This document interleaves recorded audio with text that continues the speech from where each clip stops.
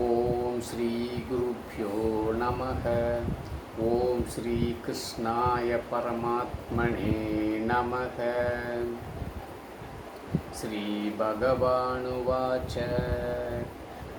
रागद्वेषवियुक्तैस्तु विषयानिन्द्रियैश्चरन् आत्मवश्यैर्विधेयात्मा प्रसादमधिगच्छति। Second chapter, 64th sloka.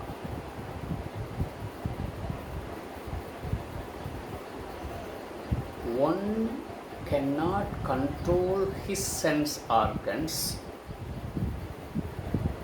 the anger born, the anger will perish him. That's what the previous sloka Bhagavan Krishna concluded. In this sloka, one who controls the senses, what will happen? That's what Bhagavan Krishna explains in this particular sloka. It's beautiful. The anger, what it does for you, the anger is born out of when you're not able to control your senses. It's extremely opposite. When one can control his senses, he gets shanti, he gets serenity, he gets tranquility in his mind. Means one who can have control on his senses, naturally he can have control on sense objects. Naturally he will not be having any bandham or addiction to likes and dislikes.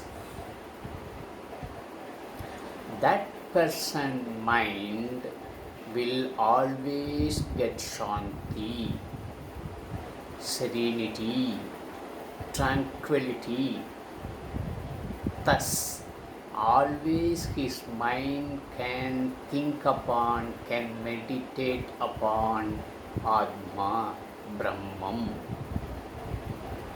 His mind becomes steady.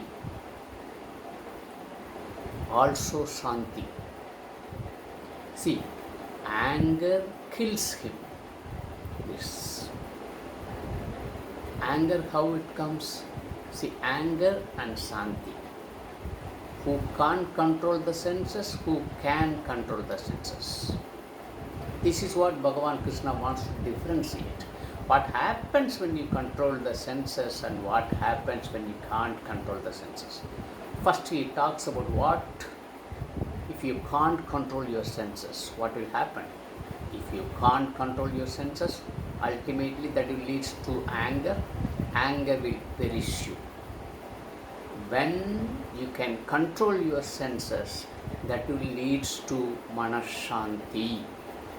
When your mind is in serenity, you can do everything in perfect 100% right way. That's what exactly Bhagavan Krishna advises to Arjuna. Keep your mind in serenity, in tranquility, in shanti, so that you never go wrong anywhere. That peace of mind you will get. For that, never go anywhere wrong, you have to have 100% peace of mind. That who will give? If you can control your senses, if you can free from likes and dislikes, then that is easily possible.